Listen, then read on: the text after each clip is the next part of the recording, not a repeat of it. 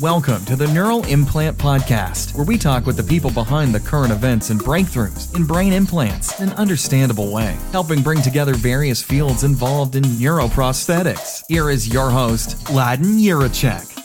Hello, everyone, and welcome to the Neural Implant Podcast. Today's guest is somebody I've actually been working with a lot, is Jim Cavuoto of Neurotech Reports.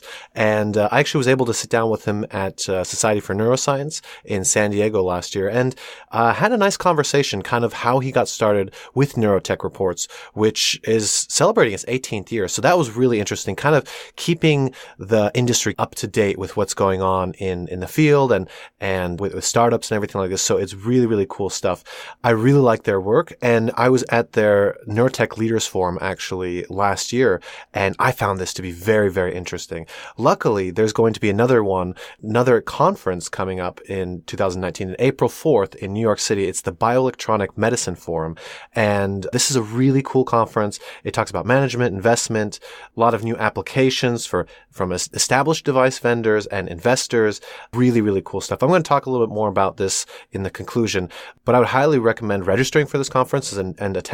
So just contact Neurotech Reports at neurotechreports.com or call 415-546-1259 and just let them know that you heard about it on here and that you want to attend, because it's really, really cool. I really enjoyed it. If you like this podcast, then I'm pretty sure that you're going to like this conference as well. It's going to be a really good chance to network. So anyways, here's the episode.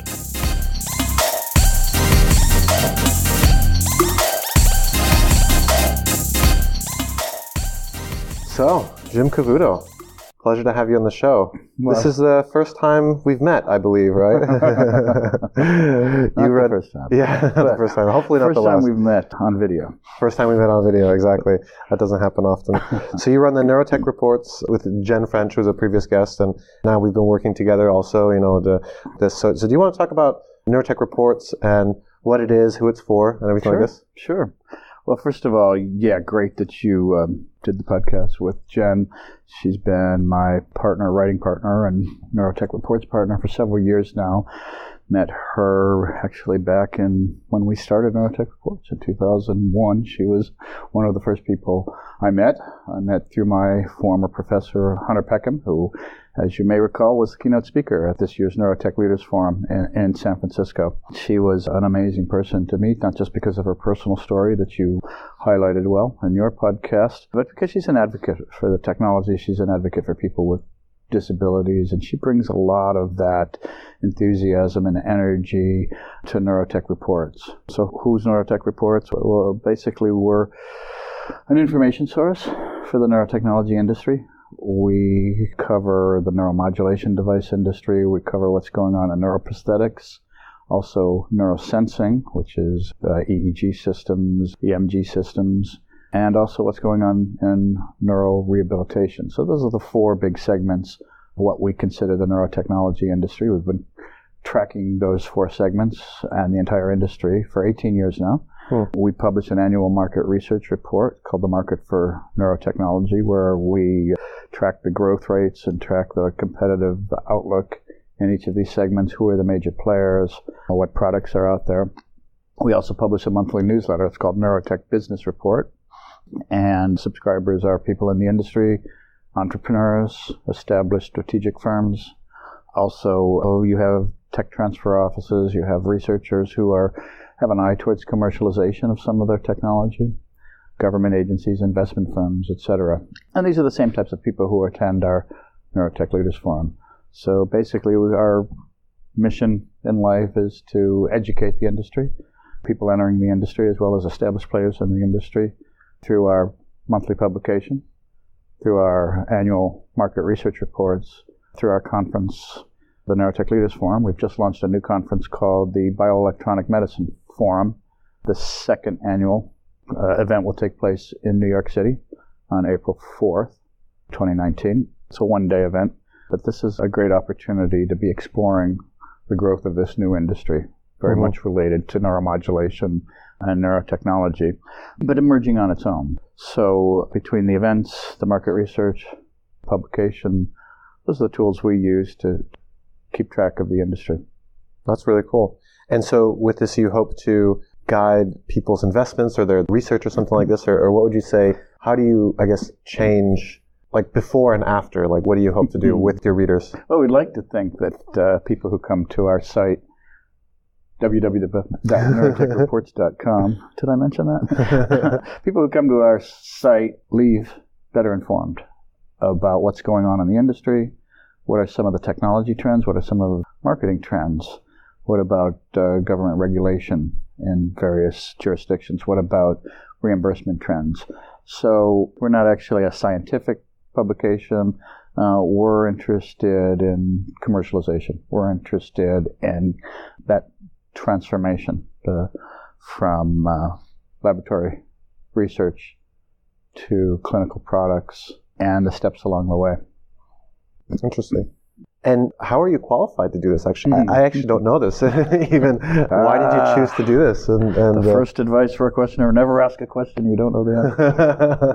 Hopefully, I won't get you in trouble. I guess you could say I kind of fell into it. I was a biomedical engineering student at Case Western Reserve University in the early days of the field. I don't want to give away my age here, but I've been around the block a few times. Hunter Peckham, as I mentioned, he was actually a postdoc teaching a graduate course in applied neural control, which was one of the first neuroprosthetics programs. Case, as you know, was and still is a pioneer in neuroprosthetics and neurotechnology. And I was really blessed to have had an opportunity to work with some of the professors there, Pat Crago, Tom Mortimer, who was, again, one of the founders, not just of neuroprosthetics, but neurostimulation, helped to get the spinal cord stimulation product category off the ground, along with Earl Bakken, who just passed away recently, the former CEO of Medtronic.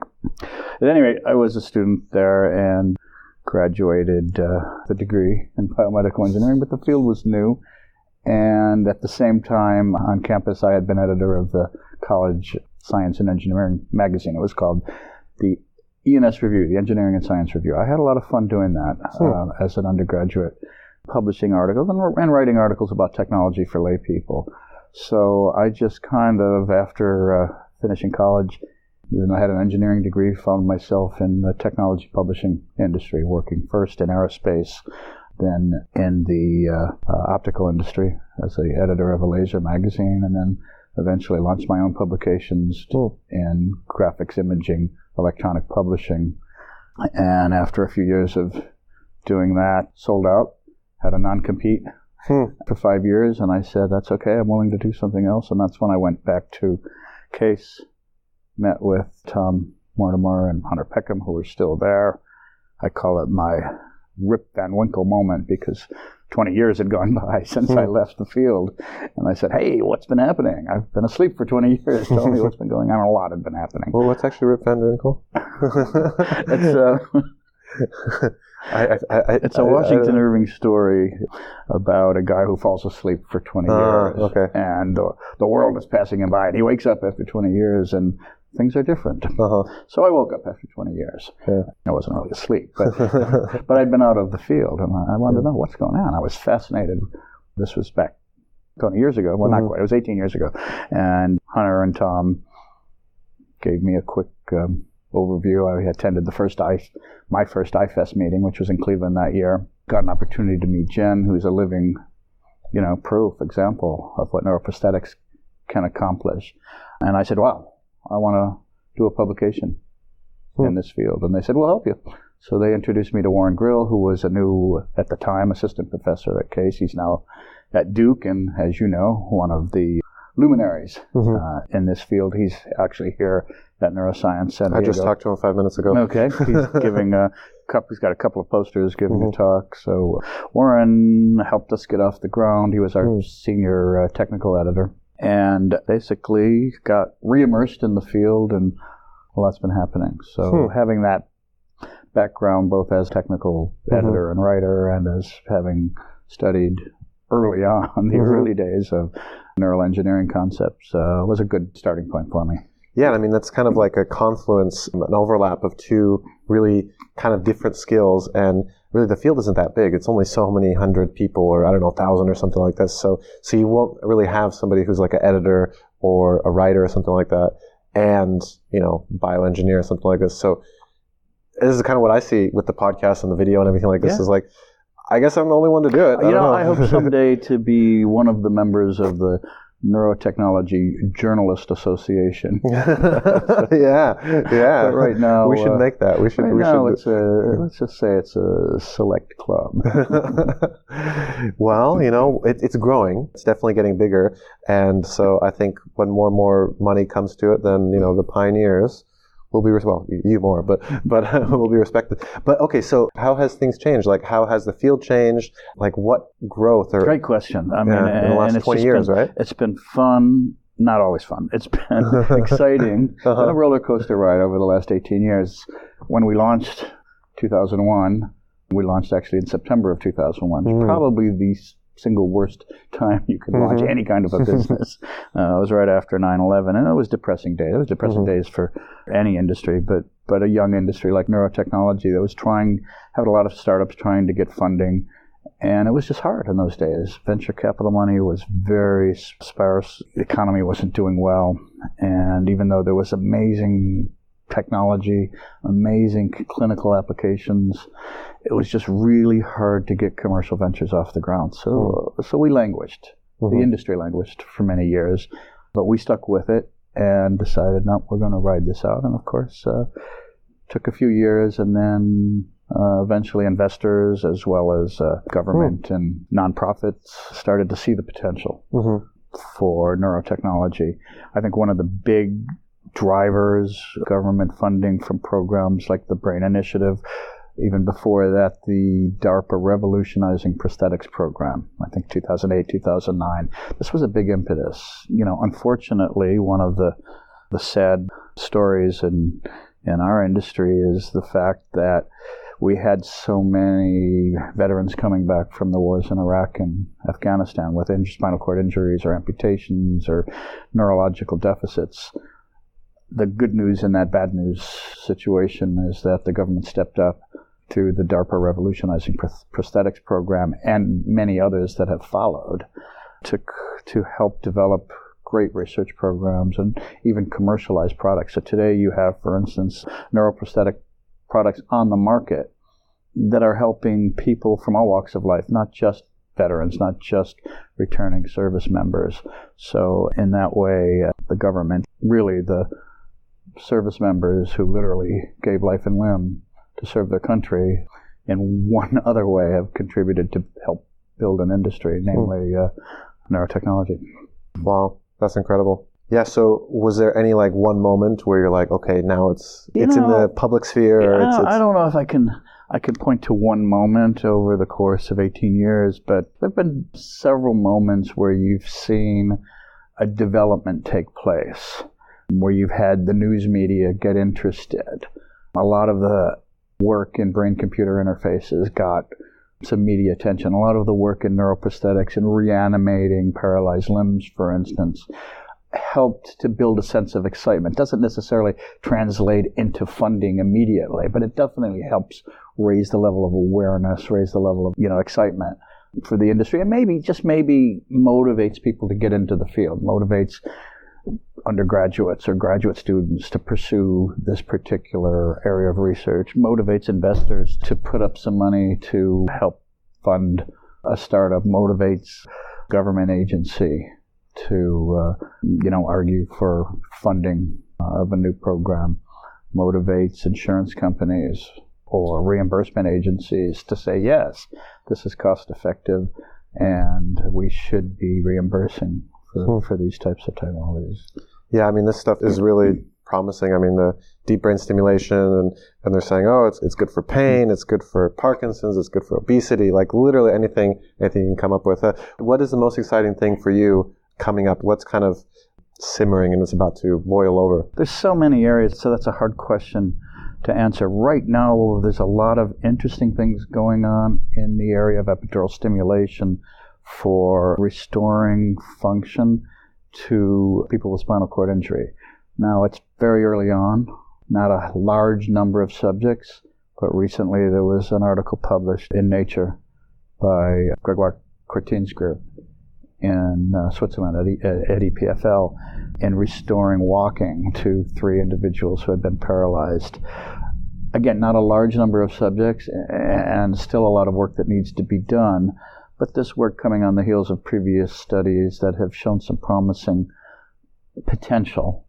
I think that combined with work in functional electrical stimulation that Hunter Peckham's group at the FES Center and the Institute for Functional Restoration that they've been promoting for many years, several other groups pursuing FES. FES combined with epidural stimulation and perhaps neurorobotic systems really offers a strategic triad, 3 elements that combined can take a large number of disabled people in wheelchairs who have the desire to stand up out of the wheelchair, to walk on their own, to walk independently. These 3 technologies, maybe not the same for every individual, maybe the therapies have to be personalized. I really think that it's not only within our lifetime, but I think it's within the foreseeable future that when an individual sustains a spinal cord injury, that they're never again told, oh, you'll never walk again. They're never again told, you'll be in a wheelchair for the rest of their lives. And that we will see.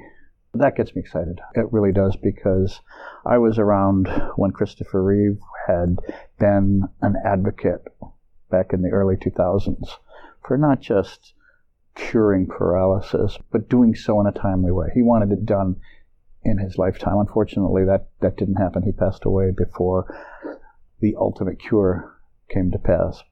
But we have other advocates out there, and we have many different lines of research and technology development. So that gets me excited, along with other areas of neuroprosthetics, retinal implants, visual prostheses.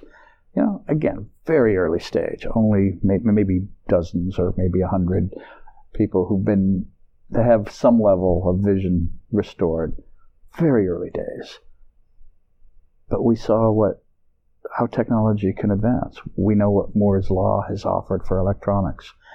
Same principles that led to dramatic improvements, let's say, in video resolution in your cell phone or on your computer screen. I remember the early days of very coarse graphics, and then we had CGA graphics, and then we had EGA, and then we had VGA, and now we have pretty decent capabilities on even the least expensive personal computers that are out on the market. We saw that happen in a very short amount of time, and we saw it happen with increasing power or decreasing power consumption, increasing computational capabilities.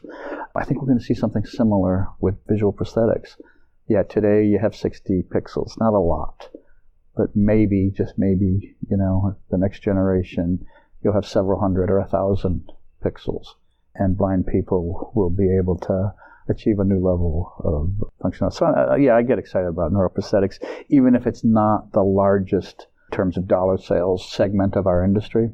Yeah, from a financial standpoint, neuromodulation is very exciting. Good market opportunities for pain, for movement disorders, and for psychiatric disorders.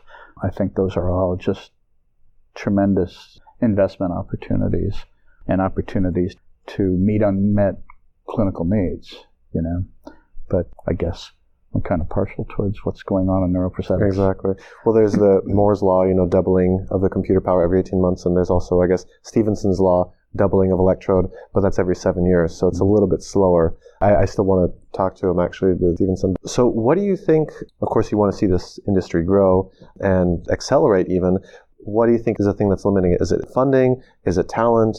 Is it awareness of the field? Or what do you think is, if you had a magic wand, what one thing would you change to make things double in speed? I think I don't want to say we have our magic wand, but because definitely we still need more funding. We still need more reimbursement. We still need more awareness from the general public, awareness from clinical communities, awareness from patient populations. I really think it's a confluence of factors. Yes, you need to have the money, but you also have the basic science driving a lot of what's going on. As an example, neuromodulation for psychiatric disorders. Huge clinical need there and a lot that can be accomplished. But we need to know a little bit more about the basic neural circuits involved in mood regulation, the basic neural circuits that are involved in quote-unquote normal psychiatric conditions. And then once we do, we'll have a better understanding of the aberrations. We'll have a better understanding of the faulty neural circuits. Now, we've seen this happen in movement disorders. In fact, I just got out of a session. It was moderated by Cameron McIntyre from Case Western Reserve University. And it was all devoted to adaptive DBS, looking at closing that loop, looking for biomarkers, for instance, the presence of beta oscillations in people with Parkinson's disease. Find that and then use that to optimize not just the placement of a lead, the selection of a contact, but when and how to deliver that stimulation, what frequency to use. So there's so much, and this is what neural engineering offers to neuroscience. We're here at a science meeting, right? Neuroscience 2018. And yet neural engineering, what people might call applied science, is really helping to advance our understanding of basic science issues like what's going on in the brain when an individual initiates a movement, raises a hand, takes a step, an intentional movement, and then addressing issues of what's going wrong in a brain when a disorder like Parkinson's disease or dystonia impacts an individual's ability to function properly. Neural engineers are able to help answer those questions because of the implanted devices. And of course, the key element in this equation are the real pioneers, the real bionic pioneers, and those are the patients who have agreed to participate in a clinical trial or be implanted with an experimental neurological device. Yeah, they have a hope of helping their own situation, but they're really trying to advance the science and maybe help someone down the road with that same condition and with that same disorder. Literally putting their lives on the line. Literally. So Jennifer French and myself a few years ago wrote a book called Bionic Pioneers, where we looked at 10 such individuals with a range of disorders who had made the decision to participate in a trial. And we talked about the factors that they considered, economic factors, life factors, risk factors. Was it worth it? What was it like to develop this disease or disorder? And what was their hope in trying to overcome the limitations they were presented with? So we are planning to update this and really use this as a starting point for looking at how neurotechnology can play a role, but also how we as an industry can understand and appreciate the vital role that these people play in helping to move the science and the engineering forward. Excellent. This is perfect. Any final thoughts? You know, I love this conference. I've been attending, probably most of these events for the last 20 years. It's, in the early days it was more of a science meeting, and now it's great to see so much representation on the panels and the symposia and on the exhibit floor from neurotechnology device researchers and engineers. So it's just a real good opportunity to interact and to see what's going on and really explore that region that's kind of at the intersection between science and engineering. It's magical, yeah. I have a great time to meet lots of cool people and amazing technology, so I love it. Well, thanks. Yeah.